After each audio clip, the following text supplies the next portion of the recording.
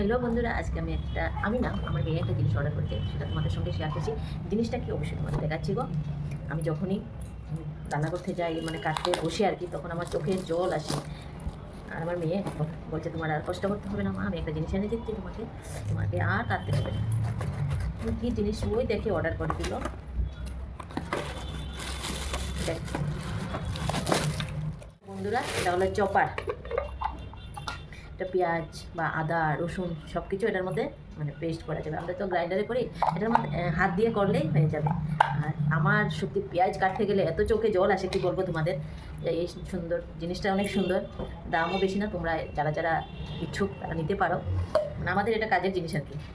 আর সবসময় আমাদের পেঁয়াজ রসুন এগুলো কাটতেই লাগে, করতেই লাগে, মানে সেই জন্য জিনিসটা কেমন হলো একটু অবশ্যই জানাবে। তারপর আরেকটা জিনিস এনেছি, সেটাও তোমাদের সঙ্গে শেয়ার করছি। রসুন পেঁয়াজ সব দিয়ে এইভাবে করবো, ফটাফট হয়ে যাবে, আর চোখেও জল আসবে না, আর কোনো চিন্তা নেই। দেখো এত সুন্দর জিনিসটা, দেখ যত আরাম তত বেরাম বলে না। তবে আমার জিনিসটা অনেক ভালো লেগেছে।